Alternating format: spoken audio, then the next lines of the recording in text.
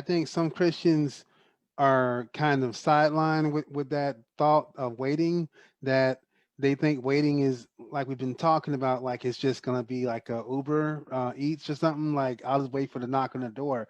But I think you you should make the order at some point when you feel like it, not when someone else wants it, but when you're hungry, when you're ready to go.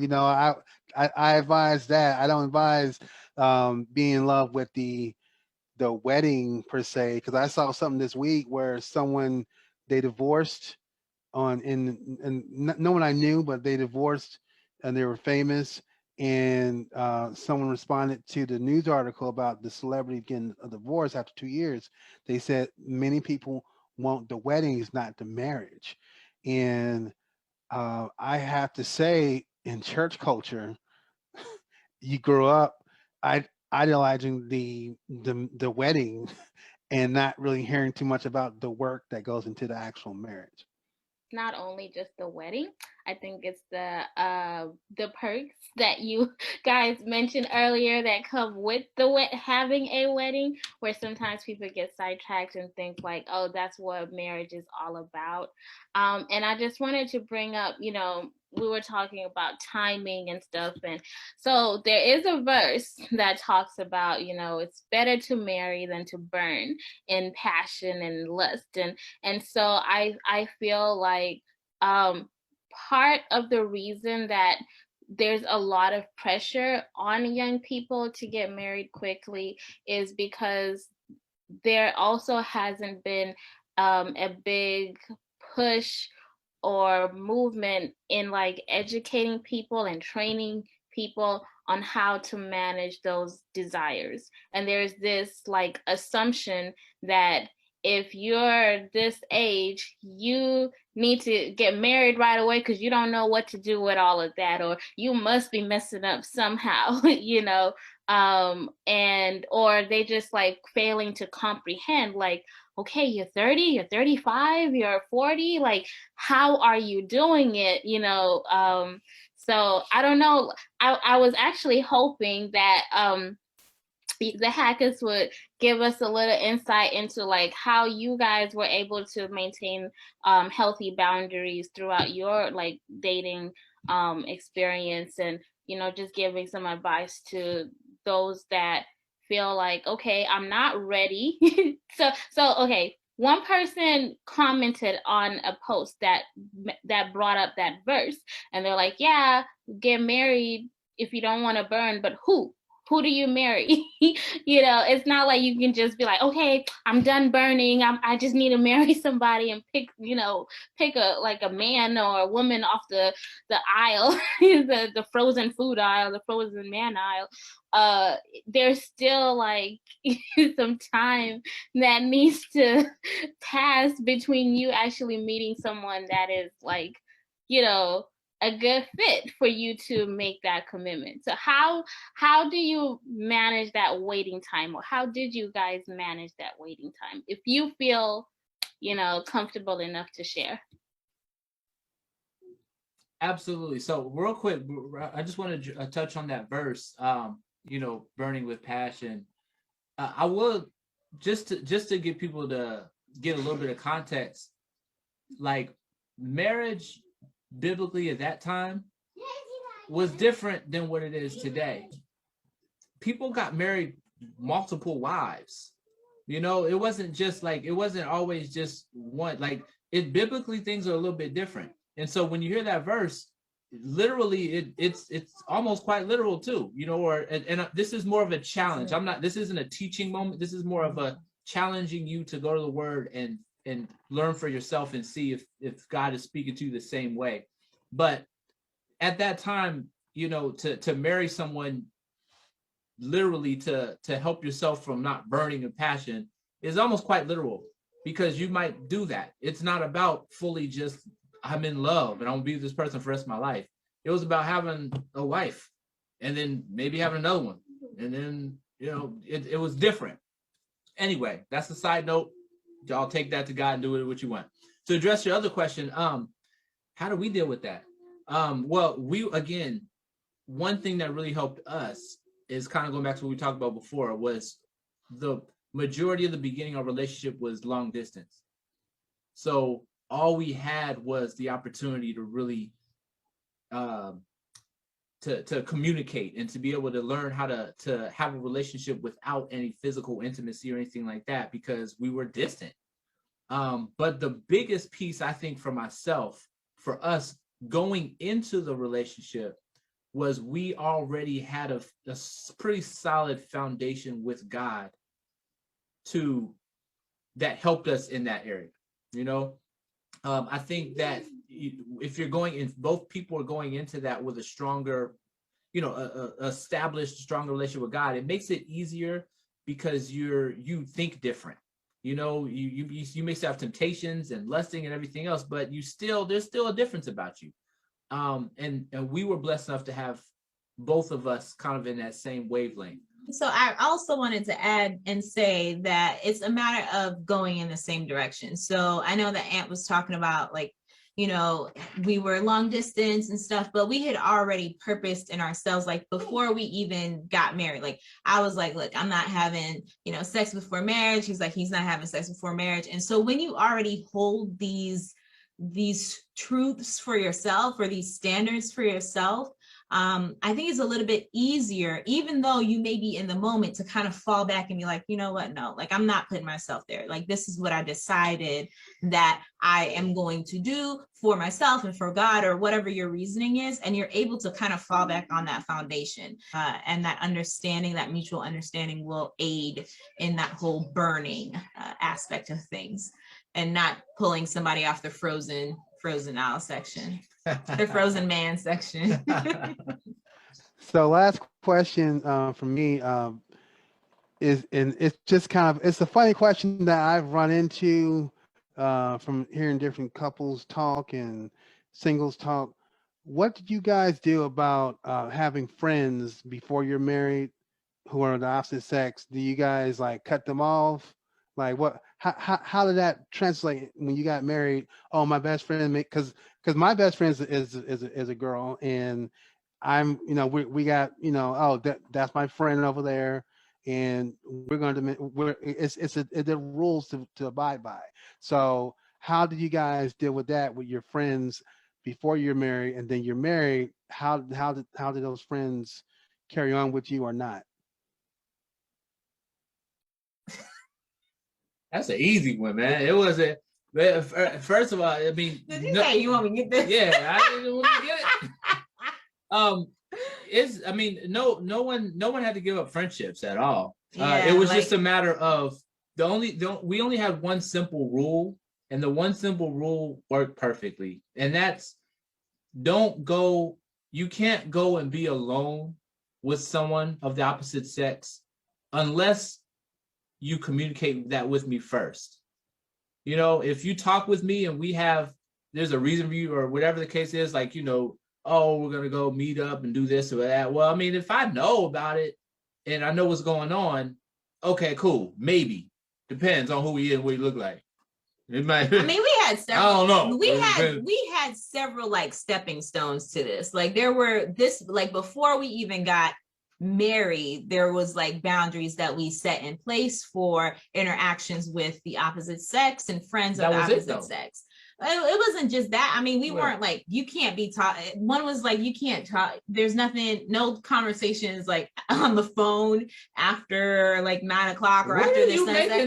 You completely just made that up. That is so accurate, because we were like, look, whatever you can say in the night, you can say in the daytime. That was a conversation that we had. I never had. What boyfriend was this? Anthony, I'm not even. This is when he gets extra. And I cannot deal with him when he acts like we never had that conversation. Anyway, so there were steps in that, and there were steps to what we were kind of like in what we were allowed to do, or what we were comfortable with each other doing, and what we were not. I mean, that was the main thing. That was it. There was no steps. This is too much. It was simple. No.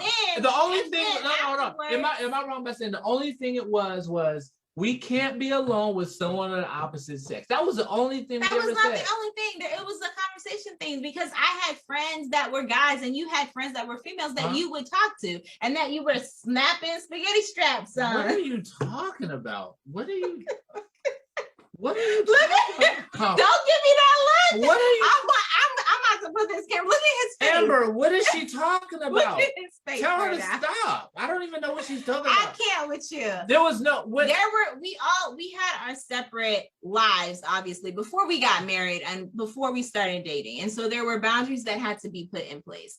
However, after we got married, I mean, our friends kind of became, my friends became his friends and his friends became my friends. And naturally, like, you just kind of fall away from some friends, but it wasn't a matter of like, oh, now that Ant is my friend and he's like my best friend, it's like, all right, like, you're not my best friend anymore. Like you were still good friends, but it's just kind of a natural progression that your friendship may not necessarily be as close or intimate or however it was that you were before. You're not calling that best friend for all of the advice and information now because you have a built-in best friend with your husband. But you still can call him. Again, I think, it's just about, to answer your question, Reggie, we're saying the same thing. She's just exaggerating.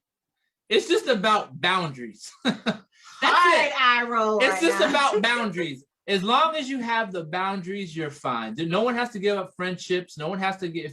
If I had friends of females and I'm still friends with them. You know what I'm saying? Like, she had friends that were dudes and she's friends with some of them still. So it's like none of that changes. Only thing that changes is maybe the type of things that you may have done, like, going out. Maybe you would go, maybe Reggie, you and your female friend, y'all go out and kick it at McDonald's sometimes and just hang out. Well, I mean, if you have a girlfriend now, things are going to naturally be a little different. They're going to naturally change. And you just want to communicate with your girl, like, hey, do you feel comfortable with me going out hanging with this person? If not, cool. I gotta stop doing it. I think that's key. I think part of that is also key in terms of just the communication. Like, you got to be like feel comfortable and free and open enough to be like, look, I'm not with that. Like, oh, we're about to go to the library to study. Nah, who else don't? You have to be okay enough in yourself to be like, no, I don't feel comfortable with that. And then you as the other person have to be okay enough to like listen and to acknowledge and validate what this person that you care about is saying.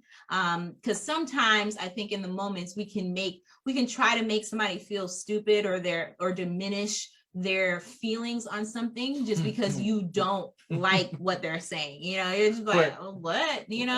So I think that that's also important. And let me just add this piece. I wasn't even laughing at you. I was watching Dave Ramsey the other day, and on his show, if any of you guys know who he is, he's a radio personality. But on his show, someone called in and she was like, my husband is going to have sleepovers with some girl and he says nothing's going on. I said, what? You letting your husband go have sleepovers at another girl's house? Dave Ramsey got on that girl. He's like, lady, your husband is doing you dirty. But she was so oblivious. Like, he's saying nothing's going on. Listen, in your relationship, even though I mentioned you guys have to agree on things, to have those conversations. But if that conversation is stepping out of bounds of, this is ridiculous logic, come on, you gotta adjust that. Okay, adjust that for yourself and your relationship. You have to be strong-willed enough to say this is not okay, and that person has to be okay with saying I understand. So I'm glad that you guys talked about just boundaries and within your dating and your marriage. I would say what other advice would you give? What advice would you give to people that are newly married? I mean, I think it's just a matter of just enjoying that time, right? Like, if you're newly married, like, just enjoy newly married life, do things together, continue to like get to know your spouse, because again, you are like, what you knew as like, this is your girlfriend and then your boyfriend or fiance is completely different when the term like husband or wife is put on it. Like, so many different things happen and situations may come about that is now like a little bit different because you guys are married. And so just kind of enjoying that ride and understanding like the different nuances of navigating like newly married life. I think you just enjoy that time. And I would add kind of I agree with that, but I want to touch on the opposite side of that, which is the first year of your marriage could suck. Like the first year of our marriage was the hardest year of our marriage, by far the hardest. After that, things got a whole lot better, but it's gonna continue to be hard. It's gonna continue to be hard for a little while. Gracious, you got extra room in your house? I need somewhere to sleep tonight because this girl getting on my nerves. But the point I'm making is the first year of your marriage could actually be rough, and yeah, you should enjoy it and everything, but sometimes it may not be as enjoyable as you thought it would be. Sometimes, like you guys talked about earlier, we all talked about earlier, which is like your expectations of marriage versus the reality. Well, the first year is when reality hits, and things sometimes aren't honeymoonish. Sometimes things are rougher, especially depending on what's going on in your life at that time. Maybe a family member passed, or maybe you lost your job, maybe COVID happened, anything could happen that could really put hardness on a relationship. So that first year could be rough. So I would just encourage obviously try to make it enjoyable, but if it is rough, it's okay. It's okay, because you guys are going through this together. I relate it to just like a roller coaster. When you go on a roller coaster, there's ups and downs and twists and turns, but the only thing that really matters is who you're riding that roller coaster with. And if you're riding together with it, then it makes it more enjoyable. It makes it more of an experience. Yeah. Look, Amber, I need one of y'all, okay? Because this one right here, I'm about to leave this place today. All right? Crap. Yeah, right. No, you're in this for the long haul. But yeah, hopefully that answers your question a little bit. Awesome, it did. And I thank you. I think your advice is definitely going to help people who watch this. So I definitely want to go ahead and conclude everything. I hope that everyone has a really good takeaway from this when you watch this video. I just like to leave with these parting words or parting piece of advice as well. It's just to make sure to find contentment with wherever you're at in life. And, life is a journey. I think that it's important to be happy whether you are single or you are married. Make sure that you do have community with you, that you belong to a church and you have a strong group of friends that are honest and supportive of you and are going to push you in your growth in life as well as even in your faith. You definitely need that in life, whether you are single or married. Also, too, I think it's important, too, that to get counseling as well. Seek counseling.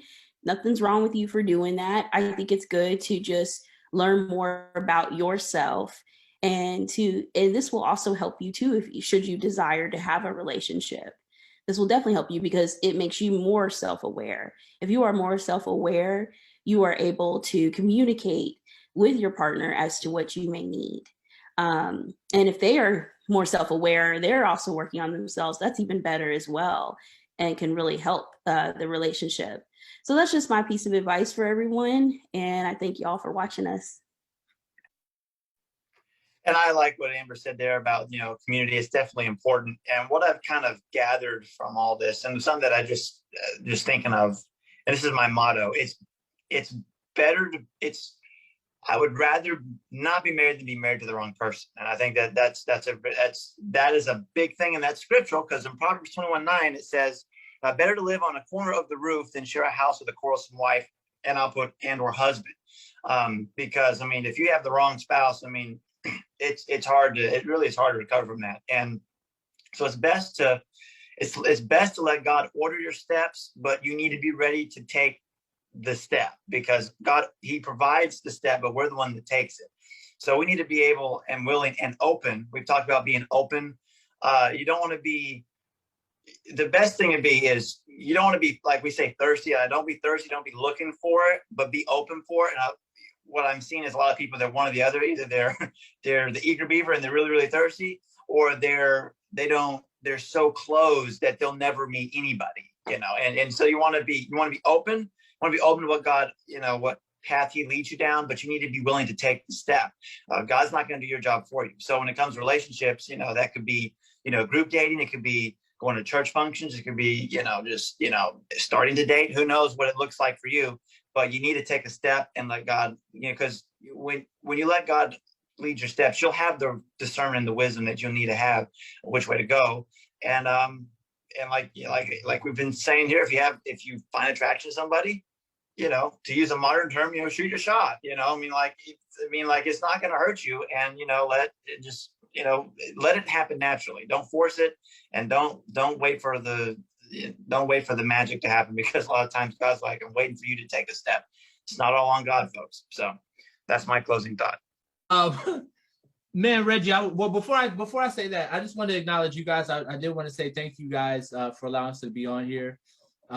Great things you guys are doing. Good conversations that we're having. And all of you guys are single, correct? That Gracious ain't. It's with she y'all. All right, well, we'll leave that one alone. We'll leave that one alone. I don't know what's happening on there. It's complicated, I guess. It's complicated. Unmarried. Anyway, No, single as in unmarried. We're all unmarried. Yes. Unmarried. Okay, but good. you got somebody. I Okay. got you, yes. Okay. Got you. Okay. Matthew, were you single or unmarried? I'm single. Okay, cool. Amber? Single. Reggie? I'm single. That was a little shaky, Reggie. That was a little shaky. Reggie teetering between unmarried and single. Wait. For all the singles out there watching, you guys, you have some good-looking people on here who are definitely singles. One of them is unmarried. And available. No, well, yeah, and available. They're open. And Matthew, I know Matthew like black girls, so I can tell you like black girls. Unless if you white, you gotta have a booty. You gotta have a little something going on. That's Matthew's style. I know that's what he's working with. You're not is that accurate? I do like black girls and Latinas. I do. I know. I can tell. You got the thing going. But anyway, you guys, I honestly, you know what? I gotta be honest with you, Reggie, man. I appreciate you listening, and I appreciate you, because what you said to close, that's really my closing. It's all about the foundation. And I think as long as you establish from the beginning, if you are single or if you are in a relationship, establish from the beginning that God is your foundation. If that establishment is there, then your house is being built on solid ground, period. That means if the house crumbles, you're falling on God. And guess who can build you right back up? Rebuild that thing. So from the beginning, make sure the foundation is God. And we did that from the beginning of our relationship, before we even, very early stages of our boyfriend-girlfriend life. We even had a little logo. Yeah, we made a little logo of God is our foundation. So I encourage you guys to do the same too, because Reggie hit around the point. That's what it all boils down to. Make God your foundation. Agreed. But don't be putting concrete around sand now. Don't be going out there trying to put concrete around sand. Don't do that missionary dating thing. It don't work. You're right, Matthew. I need you to stay zoned in, okay? Because I know there's a black girl watching right now that's like, yeah, I like that tie. And I know he invests too. He's an investor. I know he does some investing on Robinhood and stuff. I know he does that. I could tell. Oh, that's all right. I do too. It's all good. We love you guys, man. Thank you for having us. Thank you so much for having us. Yes, this was great. I also have definitely appreciated this conversation. Thank you, Mr. Anthony and Adanna, for gracing us with your presence today and just sharing a bit of your love story, how you all came to be, and just the wisdom from what you learned. One takeaway that I have is just the importance of working on yourself as a way of preparing for marriage. I think you said it, Adanna, that's the best, step that you can take, is to just evaluate where are the areas that you need to grow, being confident in holding, your own boundaries, being confident in knowing who you are and which direction you want to go. Because then, like you said, when you are now looking for someone, you will be able to assess, are we going in the same direction or not, right? And so And then the last thing that stuck out to me was about Anthony, you said marriage needs to bring you closer to God, right? And so my hope for anyone who's listening today is that, we prioritize that relationship with God, our faith, and we assess every relationship, whether it be a friendship or a romantic one, but how are they affecting your relationship with God? Yeah, guys, I just want to summarize everything that what I hear from everyone and from you guys is foundation is important. Foundation is how you build. And if you can't build on a solid foundation, your project will ultimately fall down. The Bible says to build on sturdy ground, not on sinking sand. And a lot of people who are getting married, unfortunately, have built their castles on sinking sand. And when I say castles, they put a lot of time and money into the relationship only for it to fall because it was not on solid ground. So thank you for coming, guys. We really appreciate you. Um, and we want to, keep supporting you guys online with your YouTube channel and with Sunset Friday and whatever else you may have. You guys been just hitting it. This has been a pleasure for me because I've been looking forward to this conversation for a while now. Even before I even asked about it, I've been looking forward to this conversation. But really quickly, guys, do you have any closing thoughts? And thank you for everyone. And stay tuned to Singles Chat. We have more episodes on the way. Like us on Facebook. Check us out, and we will always respond back. If you'd like to join us, just let us know, and we'll make room for you. Good night, and God bless.